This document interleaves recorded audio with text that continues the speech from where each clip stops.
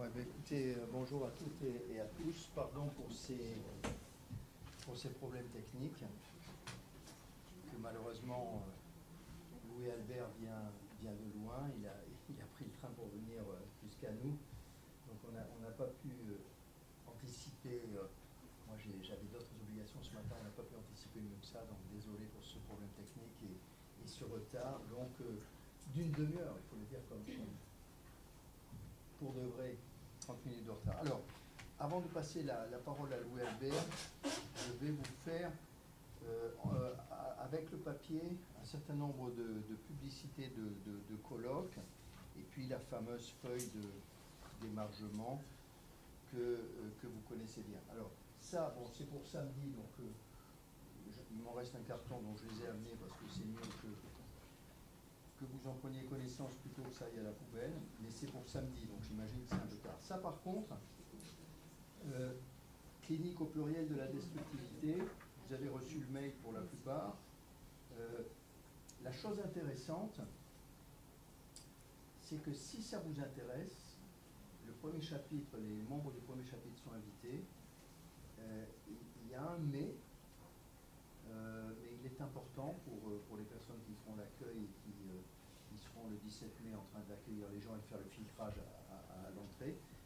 Il faut que vous alliez sur le site de Hello Asso. Vous connaissez la musique, hein, maintenant on est tous rodés à ça. Avec votre appareil de photo sur votre smartphone, vous allez sur le code, vous arrivez sur la page Hello Asso et là vous vous inscrivez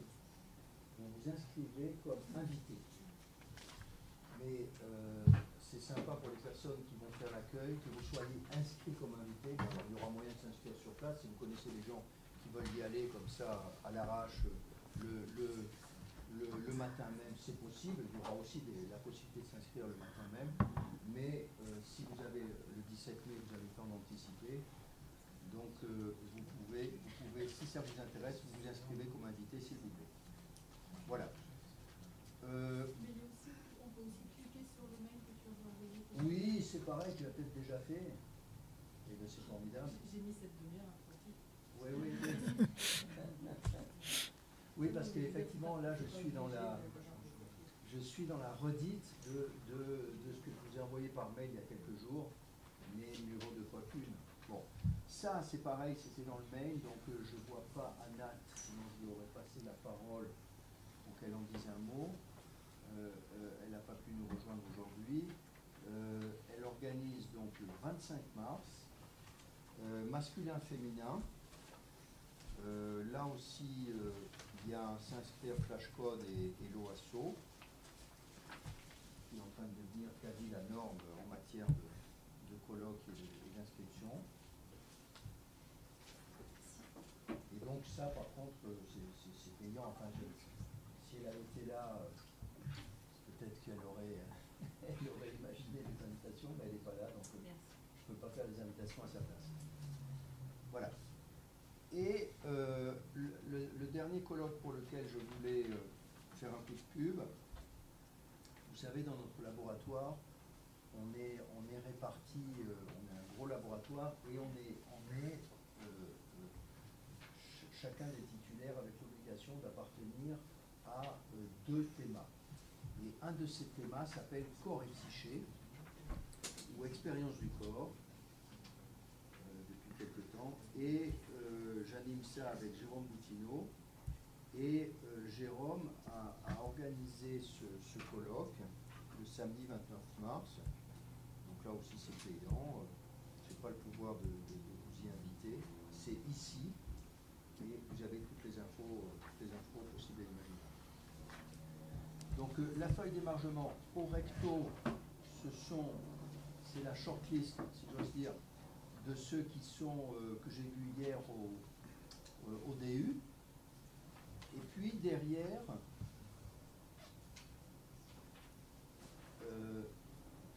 je demande uniquement à ceux qui n'ont pas reçu le mail auquel je faisais allusion là récemment, où j'annonçais ce dont.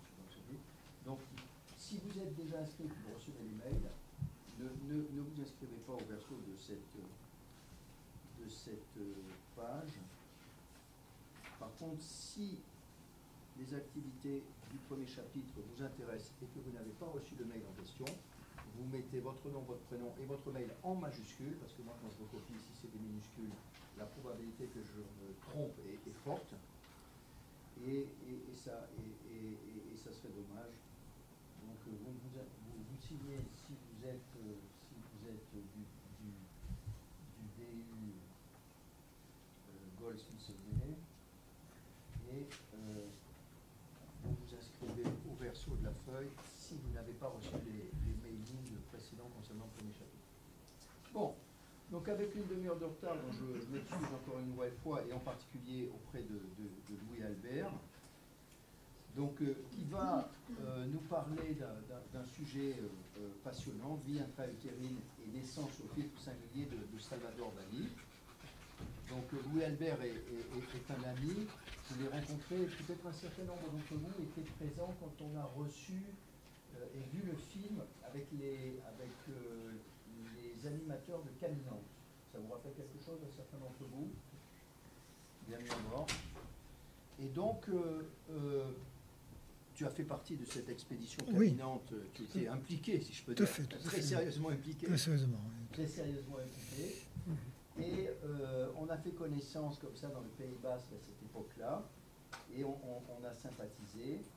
Et tu n'avais pas pu venir à l'époque donc oui. Où tes collègues de Caminante étaient venus présenter ce service d'accueil à des parents et des mères en particulier en difficulté et concernés par la toxicomanie.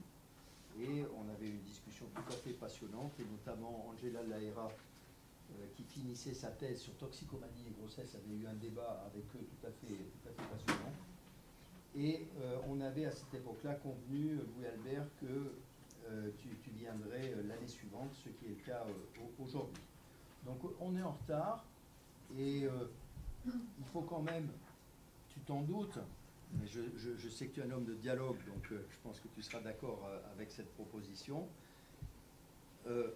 On a jusqu'à 19h, il est 5h30, et il faut qu'on ait au moins une demi-heure pour bénéficier de ta présence et te poser des questions. D'accord. Oui. Donc merci de ta présence. Tu es psychiatre. Tu t'intéresses à l'art de longue date, et donc je te laisse dérouler ton propos. Si tu veux te présenter de manière plus avancée, n'hésite pas à le faire en introduction. Oui, alors bonjour à toutes et à tous, et merci à Sylvain d'avoir pris le risque d'une thématique atypique. Oui, ça fait plus de 20 ans que je fais des conférences ayant trait à l'art et à la psychologie. Je donne des exemples de thèmes que j'ai abordés, toujours illustrés par les œuvres d'art. Alors, il y a par exemple du mythe d'Oedipe au tabou de l'inceste et du mythe de Narcisse à l'estime de soi, une histoire de la folie racontée par l'art. À Barcelone, j'étais intervenu sur le thème Gaudi, Miro, Picasso, génie ou folie dans la ville des prodiges. À Bilbao, à l'occasion d'une grande rétrospective, j'étais au Guggenheim, j'étais intervenu sur la vie et l'œuvre de Niki de Saint-Phal. Voilà, je suis intervenu à Lourdes, à la demande de l'Association des chrétiens pour l'abolition de la torture sur le thème du pardon. Dans un congrès sur le stress, on m'a demandé de faire stress et art, donc je l'ai fait. Des amis artistes m'ont demandé d'intervenir. Je suis intervenu sur la créativité, en remontant jusqu'aux sources de la créativité artistique.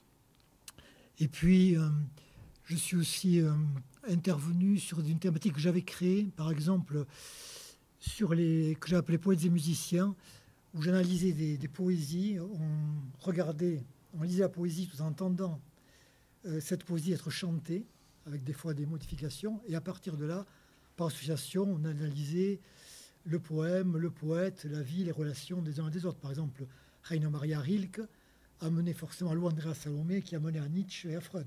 Voilà, un peu le... Voilà, puis j'en ai fait d'autres, enfin, je ne vais pas me rappeler toutes les thématiques, mais... Voilà. Et donc, le principe est celui-là, c'est-à-dire c'est d'ouvrir des réflexions. Ce que je recherche à travers ces thématiques, c'est toujours d'amener à s'interroger, d'aller plus loin, c'est ouvrir l'esprit. Et alors, avec Dali, on va aller très loin, dans la provocation. Voilà. Alors, je vous propose de regarder tout de suite ce tableau qui s'appelle Maternitat, à savoir maternité en catalan, qui était peint par Dali en 1921, l'année de ses 17 ans. Cette année-là, au mois de février, Dali a perdu sa mère. Il est encore âgé de 16 ans. Il a perdu sa mère des suites d'un cancer de l'utérus. Il en est très affecté. Il dira que c'était une très grosse épreuve, mais que ce choc l'a conforté dans sa volonté de réussir afin que sa mère ne tombe pas dans l'oubli. Rappelons que la mère du peintre a eu 3 enfants, 2 garçons et une fille. Je me suis beaucoup appuyé dans cet exposé sur un film exceptionnel qui était tourné à Cadaqués, chez Dali, par Jean-Christophe Verty, qui est un réalisateur très connu de la télévision française, qui était aussi très prisé aux États-Unis, il avait gagné un Emmy Awards. Et le titre de ce film constitue une référence à une œuvre de Dali de 1941, qui est l'autoportrait mou avec du lard grillé. Ce film a vu Verty poser les questions à Dali en français et en anglais. Et au montage, la version anglaise va être confiée à Orson Welles. Elle va devenir la version américaine. Orson Welles veut le diffuser largement dans toutes les salles aux États-Unis. Il va amputer quand même la version originale de près de 20 minutes, mais il va l'adapter à ce qu'il pense devoir marcher pour le public américain. Sauf que le film va être censuré. Il n'a jamais été diffusé finalement aux États-Unis. Et la version française, celle de Jean-Christophe Verty, quand elle a été terminée et qu'Averty a montré le résultat de son montage, Dali et son secrétaire, qui était Robert Descharnes, qui avait co-signé le scénario, ont refusé de le diffuser parce qu'il ne donnait pas une image suffisamment bonne de Salvador Dali. C'est bien que les 2 versions ont été neutralisées. Alors, je ne vais pas raconter comment. Enfin, je m'étais procuré le film à une époque où il y avait une époque un peu de flou dans le temps de la succession de Dali. Mais il n'a plus jamais été rediffusé et il est introuvable sur Internet. On peut trouver la version américaine, mais pas la version française. Alors, je ne peux pas vous le montrer non plus, parce qu'on n'a pas le droit, mais je vais beaucoup m'appuyer dessus. Dans le film, Verty pose des questions donc, dans les 2 langues, et parfois les réponses de Dali diffèrent un peu. Par exemple, quand Verty demande à Dali « Considérez-vous que la naissance soit un traumatisme, un choc originel ?» Dans la version américaine, Dali répond « Le docteur Otto Rank a écrit le livre le plus éminent en la matière, de titre Le traumatisme de la naissance. Il donne les plus grands détails de ces moments les plus phosphorescents, les plus paradisiaques et les plus op art. » Alors on peut peut-être s'étonner que Dali connaisse Rank. Le bouquin de Rank était sorti en 1924. Rank était bien sûr très connu dans le cercle psychanalytique, mais pas tellement en dehors. Sauf peut-être dans le milieu littéraire, puisqu'il avait été le second analyste et aussi l'amant d'Anaïs Nin. Il se trouve que Dali, quand avec Gallet, ils ont quitté l'Europe en 1940 pour fuir la guerre, ils sont installés aux États-Unis et ils ont vécu au début dans un manoir en Virginie où ils ont cohabité avec Anaïs Nin et avec l'écrivain Henry Miller, qui avait été aussi un des amants d'Anaïs Nin. Et Anaïs Nin et Dali sont très bien entendus. Ils conversaient les 2 en espagnol. Et en fait, il est possible que Anaïs Nin ait parlé à Dali de Rank, qui était décédé l'année précédente, qui en plus avait beaucoup aidé Henry Miller à éditer c'est le Tropique du Capricorne, qu'il a eu beaucoup de mal à faire éditer. Et en fait, ce n'est pas de là que naît de toute façon l'intérêt d'Ali pour la psychanalyse, parce que c'est un intérêt beaucoup plus précoce. Quand il a 18 ans, il va étudier les beaux-arts à l'Académie San Fernando de Madrid. Il loge à résidence des étudiants, où il se lie d'amitié avec un immense poète, Federico García Lorca, et avec un futur très grand cinéaste, Luis Buñuel. Et Buñuel est passionné par Freud, qui commence à traduire en Espagne. Il lit Freud et c'est lui qui initie Dali à Freud et la psychanalyse. Et l'intérêt d'Ali pour la psychanalyse ne se démentira jamais. Je Dans la version française, à la même question sur savoir si la naissance est un traumatisme, Dali répond, il ne cite pas Rank dans la version française, il répond. La constante, alors je vous le lis textuellement, pour ne pas trahir les mots de Dali. La constante tragique de la vie humaine, c'est la mode. Et c'est pour ça que j'ai toujours aimé collaborer avec Madame Chanel ou Madame Schiaparelli pour prouver justement que l'idée de s'habiller, l'idée de se déguiser, n'était que la conséquence du traumatisme de la naissance. Et à cause de ce traumatisme, qui est le plus fort de ce qu'un être humain peut jamais expérimenter, et puisque nous passons d'un milieu colloïdal, mou, gluant et super gélatineux, nous sommes à l'intérieur de la mer, dans un monde obscur et visqueux, donc paradisiaque. Au rien de nous heurte, où l'on reçoit des aliments sans devoir même faire le moindre effort de mastication, puisqu'ils viennent par cordon ombilical. Il est certain que le traumatisme le plus violent de l'être humain, c'est quand il est expulsé de ce milieu paradisiaque et mou au monde dur de la réalité. Alors si vous connaissez un peu l'œuvre de Dali, vous savez que le mou et le dur ont une place récurrente dans son œuvre. Il conclut, donc on passe brusquement du principe du plaisir du paradis de la vie intra-utérine à la vie dure de la réalité, du déplaisir. La réponse est assez claire par rapport au traumatisme. Mais Averti trouve qu'elle n'est pas assez personnalisée. Il décide de titiller Dali. Il lui dit « Salvador, votre naissance a-t-elle été pour vous un traumatisme, oui ou non ?» Et là, on voit Dali qui s'énerve. J'ai extrait cette photo du film. Il s'emporte un peu. Il dit « Ce que je déteste le plus dans la télévision, c'est les gens qui essaient de vous faire répéter stupidement, chose que j'ai déjà écrite dans ma vie secrète d'une façon magistrale et lapidaire. » Averti, il vient de déconner, de m'insulter. Il prétend me demander pour la 3e fois, il n'a pas compris qu'il a dit pendant déjà 5 fois pendant la journée, qu'il n'y a pas eu de traumatisme à la naissance, il faudrait qu'il écoute ce que je dis, et qu'il ne demande pas de nouveau, est-ce que dans la naissance, il y a un traumatisme? Ce que tout le monde sait, même le docteur du village de Cadaqués le sait. C'est dire. Averti ne se démonte pas, il lui dit, vous avez, paraît-il, une idée bien claire de votre vie prénatale? Et là, Dali répond, je ne peux pas dire que ce soit un souvenir précis, mais je peux affirmer qu'il s'agit de souvenirs totalement photographiques. Ce qui paraît un peu contradictoire, parce qu'en général, quand on parle de souvenirs photographiques, c'est pour dire qu'ils sont précis. Mais avec Dali, la notion de souvenir est complexe. Dans le livre qu'il évoquait juste avant, La vie secrète, un de ses chapitres s'intitule « Faux souvenirs », et le chapitre suivant « Véritable souvenir ». Et il nous embrouille un peu avec l'histoire de souvenirs.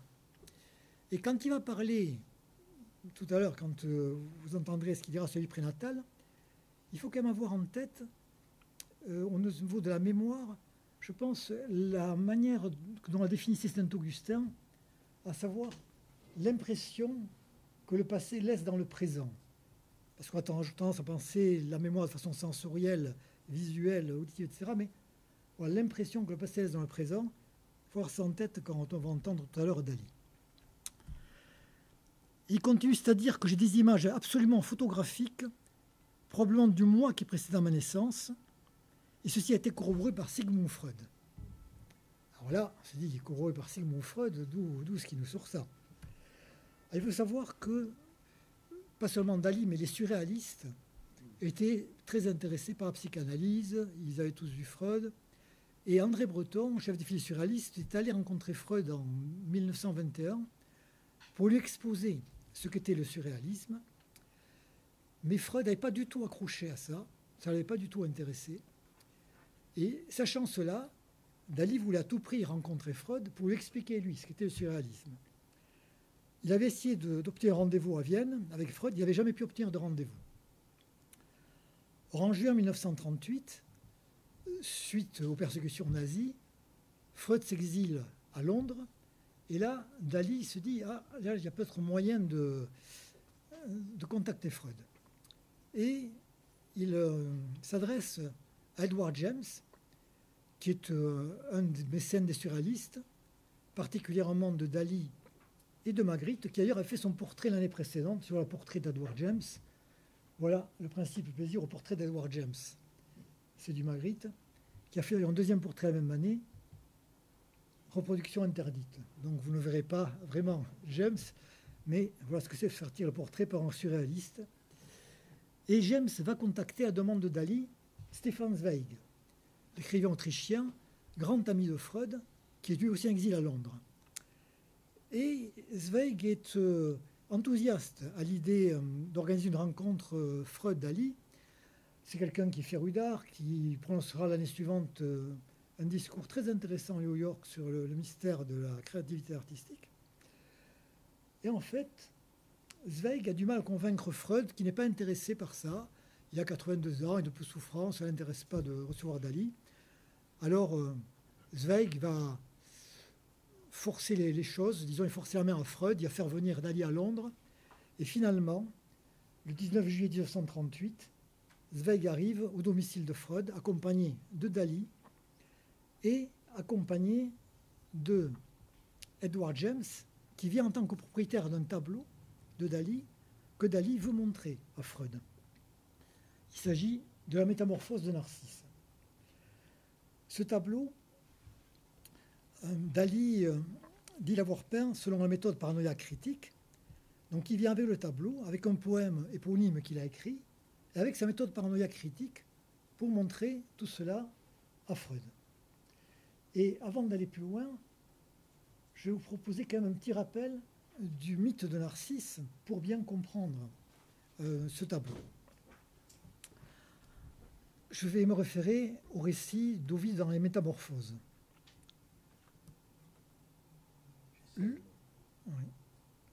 Le dieu fleuve Céphise, pris dans ses bras, pris dans ses flots, la blonde nymphe Lyriope et la Violenta. C'est-à-dire que Narcisse est né d'un viol, chose qui n'est pas souvent soulignée. Et Narcisse, ici c'est un portrait de Narcisse par Antonio Buontrafio, qui a de 1500-1510. Narcisse est tellement beau que toutes les nymphes sont en admiration devant lui, ce qui inquiète sa mère, qui consulte le devin Thérésias pour savoir si son fils atteindra la grande vieillesse. Et Thérésias répond d'une phrase sibylline, il l'atteindra s'il ne se connaît pas. À l'adolescence, Narcisse est tellement beau qu'il suscite la concupiscence de tous, filles et garçons, mais c'est un être hautain, méprisant vers les autres, qui les rejette vraiment sans aucun égard, et qui refuse de leur donner ne serait-ce qu'une once d'amitié. Et la nymphe Écho est amoureuse de lui, mais elle a un gros problème, Écho, parce que c'est une nymphe bavarde, et quand ses copines nymphes allaient faire des galipettes avec Jupiter, elle faisait le guet, et quand Junon arrivait, soupçonnant les infidélités de son mari, elle lui faisait à causette, et pour que ses copines puissent échapper. Sauf que Junon s'est aperçu du stratagème, et pour la punir, elle a privé d'usage spontané de la parole, et lui dit désormais tu ne pourras plus que répéter les derniers mots d'une phrase ou dédoubler des sons. Et donc elle ne peut pas aller dire à Narcisse qu'elle aime, puisqu'elle ne peut pas s'exprimer la première. Un jour elle s'approche dans des fourrés, Narcisse entend du bruit, il dit y a-t-il quelqu'un là près de moi? Elle dit moi, elle peut que répéter les fins de phrases. Donc vous voyez que le dialogue est difficile. Bon, à la fin, Narcisse dit joignons-nous. C'est un tableau de John Waterhouse de 1903, Écho et Narcisse. Et donc, elle s'approche de lui, pensant que le plus dur est fait. Et quand elle veut l'embrasser, Narcisse la rejette brutalement en lui disant, et c'est terrible d'entendre ça, plutôt mourir que d'être à toi. Alors, Écho, elle va dépérir, elle va se déshydrater, se décharner. Bientôt, il ne reste plus que les os et la voix. Puis les os se transforment en rochers. Et il ne reste plus désormais que sa voix, qui peut-être vous répondra si vous allez lui parler dans les montagnes. Suite à ce drame d'Écho, un des prétendants est conduit par Narcisse, implore le ciel que Narcisse aime à son tour sans pouvoir être aimé en retour, pour qu'ils comprennent leur souffrance. Et Némésis, la déesse de la vengeance, dit « D'accord, je vais exaucer ce vœu. » Et un jour où Narcisse revient de la chasse, il fait chaud, il cherche une source d'eau fraîche, il trouve finalement un endroit où l'eau est pure, cristalline, et n'a jamais été souillée par les humains. Ici, c'est un tableau de Caravage de 1598 avec le clair-obscur caractéristique du peintre. Il se désaltère et puis il regarde dans l'eau, il voit un être qu'il trouve absolument sublime. Il en tombe instantanément amoureux. Peut-être allez vous dire qu'est-ce que c'est ça? C'est quelqu'un qui est dans l'eau, ça colle pas. N'oublions pas que son père est le dieu fleuve, Céphise, et que les naïades sont ses sœurs. Donc quelqu'un dans l'eau, ça n'a pas, c'est rien d'extraordinaire. Alors, ça veut dire, oui, mais comment ça se dit, il ne voit pas que c'est lui? Rappelez-vous ce qu'avait dit Tirésias, tant qu'il ne se connaît pas. Il ne se connaît pas. Les miroirs n'ont pas toujours existé dans l'histoire de l'humanité. Les premiers miroirs, on les trouve chez les Égyptiens de l'époque des pharaons, puis on trouve chez les Étrusques, chez les Récanciens. Dans tous les cas, ce sont des plaques métalliques réfléchissantes. Les miroirs tels que sont les miroirs en verre, eux, ils datent des Romains. Donc non, il n'y a pas de miroir. Il ne connaît pas sa propre image. Et en plus, il se baisse, il va embrasser le gars, et l'autre, il vient vers lui. Sauf quand il essaie d'étreindre, ça ne marche pas. Et donc, au bout d'un moment, il va comprendre que c'était lui, que c'est son image. Alors, bien sûr, on peut dire qu'Oscar Wilde s'aimait soi-même le début d'une passion qui dure toute la vie. Sauf que là, il croyait avoir trouvé l'amour de sa vie. Il ne pensait pas que c'était lui. Et donc, voilà, il croyait avoir trouvé quelqu'un à aimer, et ça ne peut pas marcher puisque c'est lui-même. Que va-t-il se passer? Eh bien, d'ailleurs, il se reconnaît à un moment donné, ça nous rappelle quelque chose, puisque vous faites de la psychologie, stade du miroir, Lacan 1936. Vallon, en 1931, avait parlé de l'épreuve du miroir.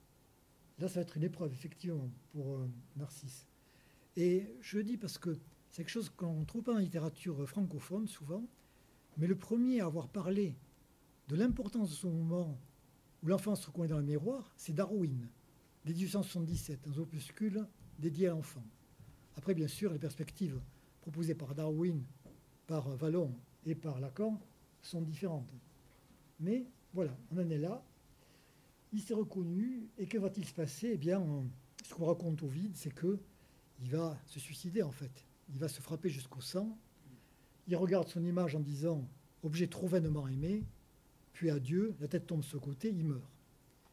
Quand les naïades le découvrent mort, elles vont alerter tout le monde pour préparer la cérémonie funéraire, et quand elles reviennent pour le chercher, à la place du corps de Narcisse, elles trouvent une fleur, un narcisse. Et quand vous voyez ce tableau, ce qui est important, c'est que pour Dali, vous voyez les deux côtés gauche et droit. Côté gauche, on voit la tête baissée, Narcisse qui se mire dans l'eau. Et du côté droit, c'est le même dessin, si vous remarquez bien, c'est le même dessin de base. Là, vous voyez une main qui tient un œuf. Dans son poème, Narcisse parle de tête, parce qu'effectivement, il est à la place de la tête, d'où un œuf qui est clos, d'où sort la fleur. L'œuf, c'est important dans votre Dali, en tant que naissance, renaissance, on y reviendra. Et voilà ce qu'il trouve. Et donc ça, il insiste sur le fait qu'il l'a peint par méthode paranoïaque critique. Mais c'est quoi la méthode paranoïaque critique? Alors, je vais essayer de dire en quelques mots. Dali dit que l'artiste doit aller jusqu'au bout de son délire. Une fois qu'il arrive au bout de son délire, il doit poser un regard critique sur son délire en le confrontant à la réalité. Et donc, il met en place une dialectique entre le délire et la réalité qui va avoir ensuite la vertu de donner un pouvoir créateur à l'artiste. Voilà, grosso modo, la méthode paranoïaque critique. En fait, cette méthode, Dali a commencé à en parler dès 1929 à ses amis surréalistes, mais ils n'ont pas pris au sérieux. Ils ont dit, bon, c'est encore des boutades daliniennes. En 1930, Dali écrit un article qui s'appelle L'âne pourri dans une revue surréaliste, et c'est sur la paranoïa. Et cet article est lu par un jeune psychiatre qui fréquente le cercle surréaliste, qui est abonné à cette revue et qui avait une fois croisé Dali en compagnie d'André Breton. Ce psychiatre, c'est Jacques Lacan. Et Lacan demande à voir Dali. Suite à son article, ils vont se rencontrer. Ce que je vais vous dire, c'est très sérieux. Vous savez qu'il y a eu de grandes rétrospectives Dali à Beaubourg. La première, c'est en 1979-80. La deuxième, en 2012-2013. En 1979, c'est Dali lui-même qui a inauguré l'exposition. Lacan est toujours vivant. Et en fait, dans le catalogue officiel de l'exposition de Beaubourg 79, vous avez un long article de 5 pages sur la rencontre entre Dali et Lacan. Et l'auteur parle des points de jonction entre Dali et Lacan. Et il dit à quel point Dali a influencé Lacan. Voici les points de jonction.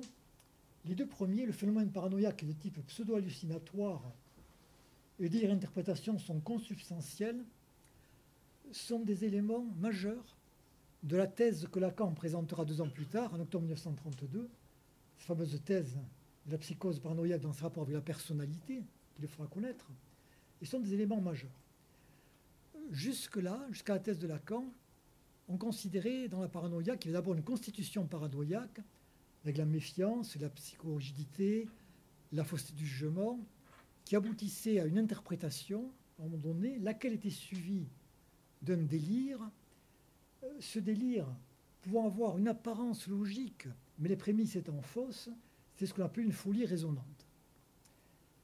Et Lacan va mettre en question cela, et Lacan et Dali, pour prendre un exemple sur ces points-là, disent tous les deux qu'en fait, l'interprétation et le délire ne sont pas 2 éléments successifs et distincts, mais que l'interprétation n'est que la manifestation d'un délire qui est déjà là. Le phénomène paranoïaque est proche du rêve. Ils disent qu'il s'agit d'un phénomène oniroïde entre l'état vigile et l'état de rêve. La folie peut devenir un moyen de création, le temps d'un éclair de moment fécond, le pouvoir créateur paranoïaque nous éblouit. Lacan a démontré dans sa thèse qu'en fait, il n'y avait pas que des aspects négatifs dans la folie. La folie est toujours présentée sur un mode négatif. Il a montré qu'il peut y avoir aussi des aspects positifs et productifs. Et en fait, ce point-là est très important pour Dali, puisque c'est là-dessus aussi qu'il fonde sa méthode paranoïaque critique. Et enfin, la reconnaissance de la paranoïa d'une dimension formelle d'éléments obsessionnels. On va revenir sur les obsessions de Dali en particulier. Donc voilà tout ce que Dali veut expliquer à Freud. Mais il se trouve que Freud, qui ne s'était jamais intéressé au surréalisme, s'intéresse beaucoup au tableau. Alors il y aura beaucoup à dire, je n'ai pas le temps d'aborder ça, mais sur ce tableau, il s'intéresse beaucoup au tableau. Et alors ce que je vous racontais là, c'est avéré parce qu'on a eu les témoignages des 4 protagonistes. Dali s'énerve à un moment donné de voir que Freud ne dit pas sa méthode. Il tape du poing sur la table. Il dit « Bon, maintenant, ça suffit, le tableau, vous allez lire ma méthode. » Alors Freud est absolument stupéfait qu'on lui parle comme ça. Il se tourne vers Stefan Zweig et lui dit « Ça alors, c'est le plus parfait prototype d'espagnol que j'ai jamais vu. Quel fanatique !» Et Dali sera ravi d'avoir traité de fanatique par Freud. Ce n'est pas le seul moment. Parce qu'à un moment donné, Dali fait le croquis de Freud. Voilà le croquis qu'il a fait ce jour-là, de Freud. Et pendant qu'il fait le croquis, Freud dit à Edward James qu'il a écrit, qu'il a écrit l'ami, on a son témoignage. Il vient d'allemand pour que Dali ne comprenne pas. Il a vraiment l'air d'un fanatique. Ça ne m'étonne pas qu'ils aient une guerre civile en Espagne, ils sont tous comme ça. Et non seulement ça, mais le lendemain, Freud écrit à Stefan Zweig pour le remercier de leur visite. Et il lui dit « Jusqu'à j'ai tendance à voir les surréalistes qui semblent m'avoir adopté comme patron, comme des fous à 100%. Ils ont plutôt comme l'alcool à 95%. Ce jeu espagnol avec son regard de fanatique ingénu. C'est-à-dire que là, il l'écrit. Il a seulement dit 2 fois, mais il écrit. C'est un triste technique sans aucun doute parfaite, mais je de revoir mon jugement. À vrai dire, il serait très intéressant d'explorer analytiquement la progression d'une pareille toile. En fait, Dali atteint son but parce qu'il a réussi à faire que Freud s'intéresse au surréalisme. Et Dali va rapporter à André Breton que Freud lui a dit ce jour-là, dans une peinture classique, je cherche le subconscient, et dans une peinture surréaliste, le conscient. C'est une phrase qui est très intéressante quand on connaît la définition du surréalisme. Bon, je n'ai pas le temps, on verra si on a le temps après à discuter, mais c'est d'analyser tout ça. Mais c'est une phrase qui est très intéressante.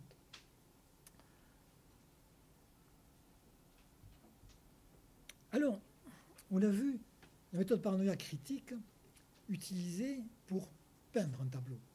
Mais la méthode paranoïa critique, Dali l'a utilisée bien avant pour analyser un tableau. On ne voit pas bien ici, mais c'est l'Angélus de Millet. L'Angélus de Millet, c'est un tableau qu'il connaît depuis son enfance. Quand il était à l'école primaire, il y avait à Figueras, il y avait dans un couloir une reproduction de ce tableau. Il disait que ce tableau provoquait chez lui une obscure angoisse. Et à l'âge de 25 ans, il revoit la reproduction de ce tableau, et de nouveau, ça le met mal à l'aise. Et en juin 1932, il a 28 ans, il raconte que là, le tableau devient une obsession. L'image devient une obsession, il faut absolument qu'il résolve quelque chose, il ne sait pas quoi, mais il trouve quelque chose qui ne va pas dans ce tableau.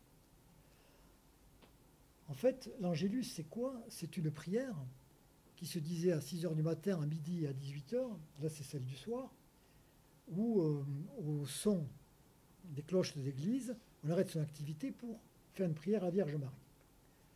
Et là, Dali dit, non, mais là, c'est pas du tout l'Angélus, ces deux personnages-là, face à face, figés dans cette attitude, c'est pas une histoire de prière, c'est autre chose. Et il va chercher dans l'histoire de l'art s'il existe des images équivalentes, c'est-à-dire si on a déjà vu dans l'histoire de l'art un homme et une femme face à face dans une position aussi rigidifiée, immobile, et il dit non, il n'a pas trouvé. Il dit c'est un cas unique ce tableau. Il dit c'est pas possible, c'est pas une histoire de prière. Il se recueille sur quelque chose, il se recueille sur un enfant mort, certainement. Et voilà que, en faisant des recherches avec des historiens d'art, on tombe sur une correspondance qui raconte l'histoire suivante. Quand Millet peint ce tableau, entre 1857 et 1859, un ami vient le voir à son atelier et il voit effectivement ce tableau avec, entre deux personnages, un cercueil, un petit cercueil d'un enfant mort. Et cet ami lui dit, oula, mais aujourd'hui c'est fini tout ça, les gens n'aiment pas tout ce qui est mélodramatique, le tragique, il faut l'enlever, c'est pas possible. Et Millet, du coup, c'est à ce moment-là, il a repeint, il a mis une couche de peinture par-dessus, il a peint, on ne voit pas ici, mais il y a un panier qui est au pied de la femme, et donc il a transformé le tableau. Et Dali a eu cette intuition-là. Alors Dali a écrit tout un livre là-dessus qui s'appelle, si ça vous intéresse, Le mythe tragique de l'Angélus de Millet. Ça fait 130 pages, c'est très intéressant, parce qu'il décrit dans le détail sa méthode paranoïa critique. Et en fait, il a eu cette intuition-là, et il veut la vérifier quand même. Alors il obtient du conservateur du musée du Louvre qui radiographie le tableau. On fait passer le tableau au rayon X. Et là où l'avait prédit Dali, c'est-à-dire au pied de la femme, on voit la trace effectivement d'une forme sombre qui peut tout à fait correspondre au cercueil d'un petit enfant mort. C'est assez, on peut se dire, c'est quand même assez fabuleux qu'il en soit arrivé à cette conclusion avec sa méthode. Mais l'explication, on peut peut-être aussi la trouver dans ce tableau de Dali, de 1963, qui est Portrait de mon frère mort. Car Dali a eu un frère aîné qui est décédé avant sa naissance, à l'âge de 22 mois, d'une gastroentérite infectieuse.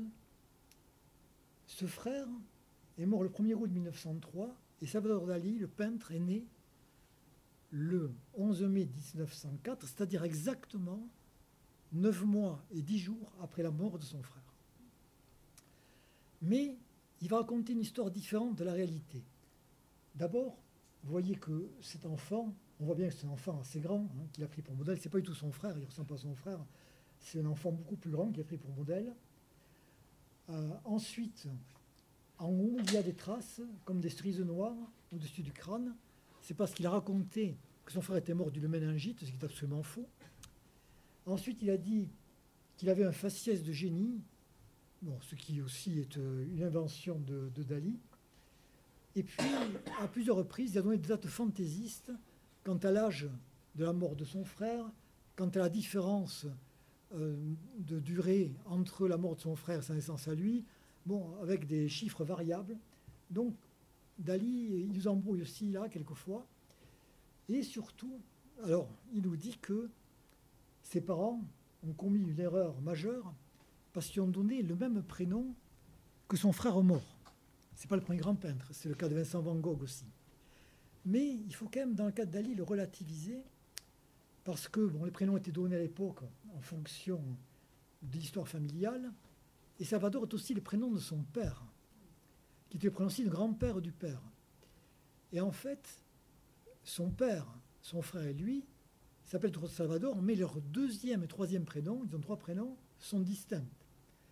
Et en fait, le peintre, il a eu comme premier prénom Salvador, qui est donné comme prénom du père, probablement pas comme prénom du frère. Le second prénom est Felipe, c'est par rapport à sa mère, Felipa. Et le troisième prénom, Jacinto, c'est par rapport au frère de son père, un des prénoms du frère de son père. Donc voilà, il insiste beaucoup là-dessus. Il dit qu'en fait, ses parents ont voulu en faire l'incarnation de son frère, et il nous dit, les excentricités que j'ai faites, c'est parce que je veux prouver que je ne suis pas le frère mort, mais le frère vivant. En tuant mon frère, c'est moi que j'immortalise. Voilà ce que vous dit Salvador Dali. Alors, je vais reprendre la vie anténatale d'après Dali, après qu'il ait dit que c'était corroboré par Sigmund Freud. D'ailleurs, il y a d'autres antécédents illustres. Dans la mémoire de Casanova, il y a tout un passage dans lequel il prétend aussi se souvenir minutieusement et photographiquement de ses souvenirs paradisiaques intra-utérins. Voilà comment étaient ses souvenirs. Là, il parle maintenant de ses souvenirs à lui. C'est déjà du Hop Art. Alors, voici une image que j'extraite du film de Hop Art. Alors, le Hop Art, en 2 mots, c'est un art basé sur l'illusion optique à partir de formes géométriques. C'est Vasarely qui a été la tête d'affiche. Et donc, il insiste beaucoup sur le fait que les images de la vie prénatale sont des images Hop Art. C'est déjà du Hop Art, puisque ce souvenir était provoqué, d'après Freud, donc il revient à Freud, par position fétale. Probablement, dans ma position, j'avais les 2 poignets qui me heurtaient péniblement les orbites, ce qui provoquait ce que scientifiquement on appelle les phosphènes. Alors, il montre comme ça que la position que Freud lui a dit qu'il avait dû avoir. Ces phosphènes étaient exactement comme des œufs sur le plat sans le plat. On a peut-être du mal à se représenter les œufs sur le plat sans le plat. J'ai extrait du film cette image, les œufs sur le plat sans le plat. Le jaune de l'œuf était fulgurant comme du feu. Il était entouré par ce qu'on appelle le blanc de l'œuf, c'est-à-dire des espèces d'anneaux violets, lesquels ne cessent de se contracter, de se dilater, dans une espèce de délire que j'appelle paradisiaque, puisqu'il fait référence à cette période paradisiaque d'avant la naissance. C'est donc bien, pour Dali, une période paradisiaque, et lui, il affirme avoir le souvenir, au moins du mois précédent la naissance, et de cette période paradisiaque. Alors effectivement, la naissance, l'œuf, tout ça c'est important, naissance, renaissance, chez Dali. Et dans le film, à un moment donné, on voit un grand œuf qui est posé, il y en a même 2e, au bord de la Méditerranée, et tout d'un coup, l'œuf s'effrite, et en sortent Dali et Gala. C'est une référence au mythe des Dioscures, auquel s'était intéressé Dali précédemment. Il avait, entre 1947 et 1949, peint ce tableau qui s'appelle Leda Atomica. C'est Gala qui a posé le rôle de Leda, qui raconte l'histoire suivante. Leda, femme de Tindar, roi de Sparte, avait été séduite par Zeus, qui avait pris la forme d'un cygne pour la séduire. Et en fait, elle a été fécondée pratiquement en même temps, un œuf par Tindar et l'autre par Zeus. Et à la naissance de ces faux jumeaux, on va trouver Castor, d'un côté, qui va être le fils fécondé par Tindar, donc le mortel, et Pollux, fécondé par Zeus, donc l'immortel. Dans l'image que l'on a vue précédemment, c'est une autre version du mythe où il y a dans chaque œuf un garçon et une fille.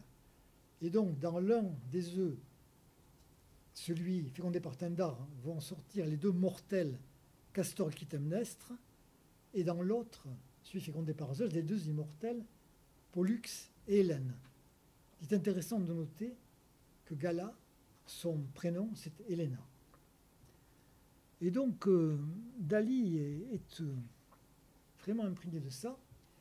Et il se trouve qu'en 1954, il rencontre un psychiatre, psychanalyste et spécialiste de la mythologie qui s'appelle Pierre Roumaguer, avec lequel il va avoir un suivi d'entretien très suivi pendant 7 ans. Pendant 4 ans, ils vont être enregistrés, et malheureusement, on n'a pas conservé trace des enregistrements. Mais ça va être pour lui une période importante. Il appelle Pierre Roumaguer mon psychiatre préféré. Et ils ont des entretiens. Et finalement, Roumaguer dit un jour à Dali, mais au niveau mythologique, ça y est, je vous ai situé. Vous êtes l'incarnation de Pollux, l'immortel. Alors Dali est ravi. Il lui dit, votre frère, c'était Castor, le mortel. Et heureusement, qui était pour vous, qui obscurcissait votre horizon, et heureusement, Gala est venu. Il est venu arranger tout ça. Et Gala est venu effacer le poids de ce frère. Et ce qui est amusant, c'est que Gala, ici, elle joue le rôle de Leda. Leda qui était la mère de Pollux dans la mythologie. Et c'est vrai que pour Dali, il avait 10 ans de plus. C'était une femme qui était en maternante. Elle a tout été. Sa femme, sa maîtresse, sa mère, sa comptable. Enfin, elle faisait tout. Hein. C'était elle qui étayait complètement Dali. Et donc, en fait, il est ravi que Roumaguer lui disait ça. Mais surtout que Roumaguer va plus loin. Il a eu la version de Dali concernant son frère mort. Et il a prise telle quelle. Et il dit, vos parents ont commis un crime en vous prénommant Dali, en vous prévenant Salvador comme votre frère. C'est absolument scandaleux ce qui s'est passé là. Heureusement que maintenant tout est arrangé et que tout est rééquilibré avec Gala. Et Dali qui voulait entendre que ça, Dali il est ravi. Et donc il dit que c'est extraordinaire. Il va raconter à tout le monde que ce psychiatre lui a fait beaucoup de bien. Voilà, comme quoi on peut faire du bien de manière atypique parfois. Hein, Dans le film, on voit aussi à un moment donné Dali qui raconte l'histoire d'Hermès et du dieu Hermès et l'histoire du caducée. Que l'on voit ici, c'est le bâton d'Hermès avec 2 ailes en haut de chaque côté, avec 2 serpents qui s'enroulent autour. Et il me dit, Jung m'a dit que j'étais légitime à porter le caducée. Alors là, par contre, j'ai dû regarder toutes ces biographies, il n'y a aucune trace dans ces biographies d'une rencontre formelle, en tout cas avec Jung. Alors, est-ce qu'ils sont croisés, est-ce qu'ils sont écrits, on ne sait pas trop. Voilà ce qu'il dit. Et il dit, je suis allé dans un restaurant à New York, et l'histoire est vraie, l'anecdote est vraie, à New York, dans un grand restaurant, avec mon caducée, mais avec 2 serpents vivants enroulés autour. Il dit, avec mes 2 serpents vivants et mes moustaches, je ne risquais pas de passer inaperçu. Et effectivement, c'est un point majeur chez Dali, et on peut effectivement poser la question, Dali souffre-t-il du complexe d'Hérostrate? Je ne sais pas si vous connaissez le complexe d'Hérostrate, ce n'est pas très connu en France. Complexe d'Hérostrate, l'histoire est la suivante. Nous sommes en 356 avant Jésus-Christ, à Éphèse, qui est une ville aujourd'hui turque, mais qui à l'époque appartenait à la Grèce d'Asie mineure. Et on y trouvait l'une des 7 merveilles du monde, le temple voué à la déesse Artémis, déesse de la protection de la nature, de la chasse et des accouchements, et qui avait été financé par le roi Crésus. C'est une merveille, c'est le point économique de la région. Et un soir d'été, un homme profitant du fait que les gardes sont assoupis, pénètre dans le temple avec des produits combustibles et il met le feu. Il met le feu, temple en feu. Quand il est incommodé par la fumée, il sort en toussant. Les gardiens interceptent aussitôt. Ils disent, qu'est-ce qui se passe, toi qui as mis le feu? Oui, c'est moi qui ai mis le feu, dit-il. Mais pourquoi? Je m'appelle Hérostrate, je voulais que mon nom soit connu dans le monde entier. Je veux être célèbre, donc j'ai mis le feu au temple. Le temple a été détruit. Donc ils ont dit, c'est pas possible, on va le torturer pour savoir la vérité. Et cette torture, il dira toujours la même chose. Donc il a été condamné à mort, et il a été interdit dans toute l'Asie mineure de prononcer son nom sous peine de mort. C'est un historien grec qui le révélera 25 ans plus tard.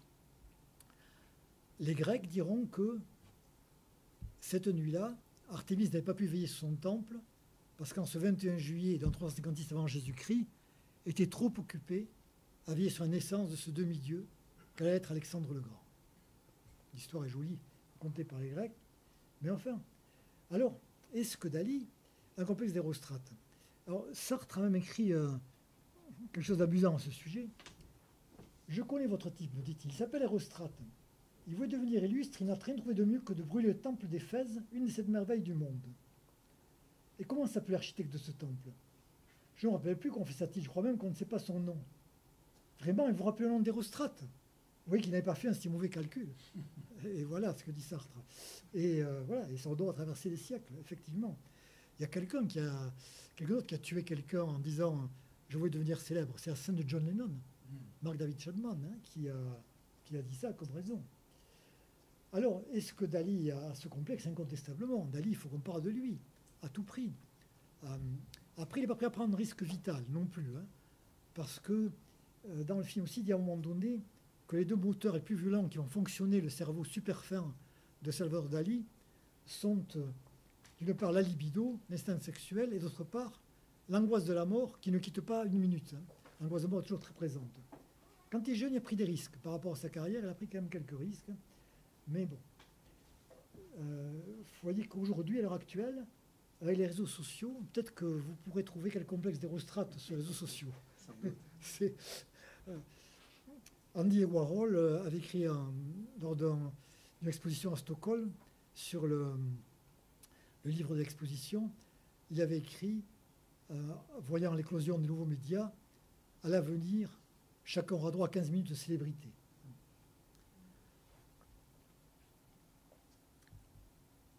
À la fin du film, voilà Dali dans cet accoutrement honteux qui descend dans le village de Cadaqués. À côté, vous voyez ce tableau qui est une reproduction de la dentelière de Vermeer, qu'il a peinte lui-même. Il va devoir le transpercer à un moment donné. Enfin bon, il faut retenir pourquoi elle est là, cette reproduction de la dentelière. C'est un tableau qu'il aime beaucoup aussi, mais c'est la femme qui coud. La femme qui coud. Et devant toute la foule, Dali s'exclame subitement « L'Angélus de Millet est beau comme la rencontre fortuite sur une table de dissection d'une machine à coudre et d'un parapluie. » Alors c'est vrai que la phrase lui va comme un gant, mais c'est une phrase qu'il a empruntée à Lautréamont, alias Isidore Ducasse, un écrivain et poète très admiré par un surréaliste, et il va appliquer ça à la Juste de Millet. Et là, je vais vous lire, là il faut s'accrocher, ce qu'il a écrit concernant l'Angélus de Millet et cette phrase. Je remets l'Angélus. Rencontre expectante de deux êtres dans un milieu solitaire, crépusculaire et mortel. Ce milieu joue dans le tableau le rôle de la table de dissection dans le texte poétique. Car non seulement la vie s'éteint à l'horizon, mais encore la fourche plonge dans cette réelle et substantielle viande qu'a été de tout temps pour l'homme la terre labourée.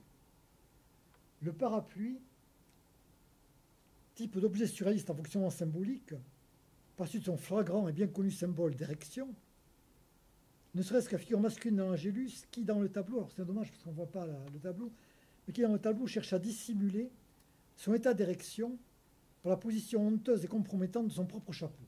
Il tient le chapeau devant lui comme ça. En face de lui, la machine à coudre va jusqu'à se réclamer de la vertu mortelle et cannibale de son aiguille de piquage. Le travail s'identifie à cette perforation super fine de la menthe religieuse vidant son mal, c'est-à-dire vidant son parapluie, le transformant en victime martyrisée, flasque et dépressive, que devient tout parapluie, fermé, après la magnificence fonctionnant amoureux, paroxystique, étendu de tout à l'heure. Et Dali va plus loin en disant que cette scène-là, il dit, si vous regardez bien la scène, vous voyez qu'en fait la femme est prête à bondir. Elle paraît presque d'un simple perspective plus grande que l'homme et en fait elle est prête à bondir pour dévorer l'homme. Mais ce n'est pas le mari qu'elle veut dévorer, c'est son enfant, dit-il. Il nous dit que la scène de l'Angélus, c'est la variante maternelle de l'atroce mythe de Saturne, d'Abraham, du Père éternel avec Jésus-Christ et de Guillaume Tell dévorant leurs propres enfants. Voilà, il en fait une variante maternelle de l'atroce mythe de Saturne. quand il parle de mythe de Saturne, il pense certainement au tableau de Goya qui avait fasciné André Malraux. Goya, Saturne dévorant son enfant, qui fait partie des peintures noires de Goya. Et quand il parle de Guillaume Tell, eh bien, Dali a fait des peintures sur Guillaume Tell. Et il a identifié son père à Guillaume Tell, en particulier quand il est fâché avec lui. Quand il peint ce tableau en 1933, il est fâché avec son père et il l'identifie à Guillaume Tell qui risquait de sacrifier son enfant. Mais il nous dit, ma mère, c'est elle qui m'a infligé la terreur du sexe, dit-il en suçant, en dévorant mon pénis. Là, on est dans l'inceste, carrément, il nous parle de ça. Mais tout en concédant qu'il s'agit peut-être de faux souvenirs. Souvenirs chez Dali. Il s'agit peut-être de faux souvenirs. Et il dit que néanmoins, sa mère est responsable de son impuissance, que seul Gala saura alléger.